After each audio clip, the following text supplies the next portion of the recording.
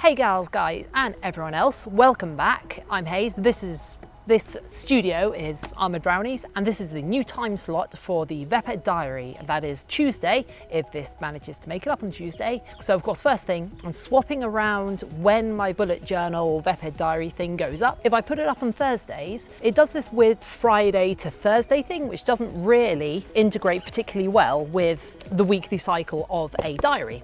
But if I do it on Tuesday, that means I can go Monday to Sunday and then have a day and a half to edit it and get it up. One of the reasons why I'm swapping over now rather than keeping it going on week intervals until there's a good point is because unfortunately I haven't gotten a lot done in the last week and a half. I thought I'd actually be able to do a nice big bumper episode when I got round to doing this, like with a completion of a costume.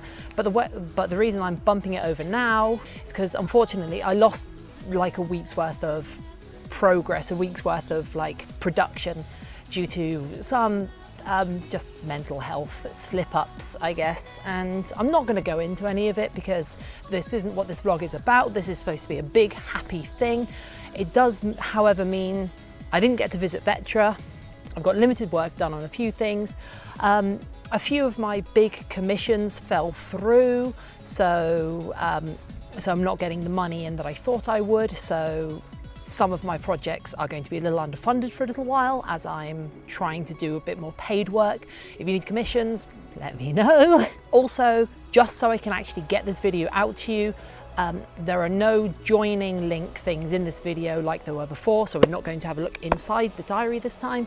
But hopefully, that doesn't matter. That just means we can get nice and set up and reset for the fourth video, which means that'll have been a month of this, which is kind of a bit weird.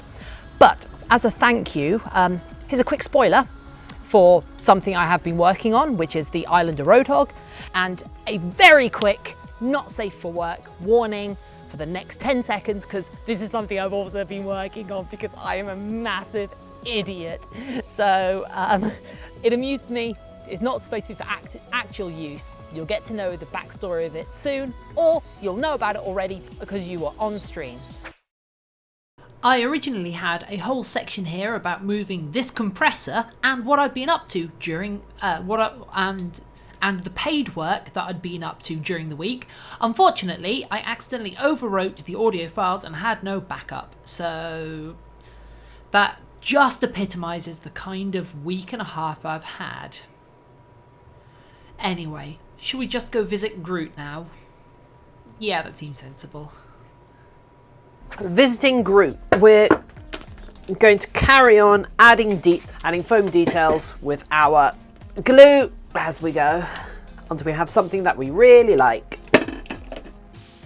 It may seem odd that we're back here, seemingly just gluing things to our legs, but every new layer that we put on adds another layer of depth to this costume. Because if you look at the original Groot, as he moves, he has roots and branches that overlap each other and move independently of each other. Now, we can't really simulate that in real life without going way over the top with this, so we just layer it up as best as we can, so it'll add a lovely layer of depth and the entire costume will look so much better for it. So, something I've kind of completely forgot to take into account was making sure that this entire thing is still flexible enough for the stilts to sit in. So I'm going to put the stilts back in. It'll make these heavier and a bit harder to work with, but it'll be a lot more accurate because as I've gone and put this on, it's kind of popped some of these bits that I've recently glued on. This also means I need to decide which one's left and which one's right because I hadn't determined that yet. So I'm going to quickly do that before I go any further. Right, let's try and... Okay.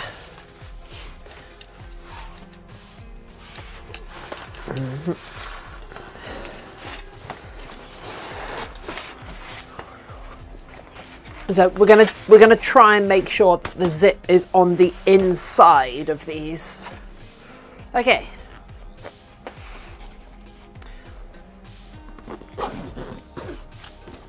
So when you're standing, you're covering the inside zip bit with the other leg and vice versa. So that bit goes in a bit nicer. carry on. And whilst harder to swing about on the table, it actually makes it easier to glue things to it because it's got a bit more resistance with the giant metal stilt inside. Although whilst putting stilts in, I did discover that some of the strapping is actually broken on the stilts, so I'm not going to be able to test wear them, as I kind of hope to be able to do for this video. And that's Groot visited. One other good thing I've been up to that I haven't mentioned is that I've started to run again. I'm not going to turn this into an exercise vlog. I did my first 10k run in about a year last Friday, which was fantastic to actually finally achieve that again. And it's looked mostly like this. I think I'm going to die. I think I'm going to die. Oh my God. I think I'm going to die. So that's my life now, and I'm doing it almost entirely so I can fit better into better costumes. Now, I'm not going to be able to say much else because I'm about to shrivel up into a tiny prune under the sun. On that note of fitting into costumes, should we move on to our Mercy visit? We're going to visit Mercy. We have a bunch of our sculpting stuff out, so we're going to put that to one side. Pen, scissors for some reason. I've got VR headset. It's a VR headset that you put a mobile phone in. I got this, it was like £4 or something, so it's not expensive. I want to try like a tech demo for a future cosplay project, which would involve an FPV setup. What I want to do is strip out the lenses and the centerpiece and just have your phone in here. So, and then you can stream from a Raspberry Pi and see it out of your costume. But my fiance is convinced that we can use 2 webcams and stream them so you can have binocular vision inside your costume. And the big thing about that is that if you say you have a head that wide and the eyes are that far apart, whilst wearing this, your vision will be as if your eyes are that far apart. Therefore, according to this XKCD comic, it will make you feel that as big as the character. So maybe that will happen in the future. But right now we're going to visit Mercy, and we're actually going to start the armoured apron. And for that, I bought bras! We're going to be using something else that I have, because I'm going to be trying to start making Mercy's armour.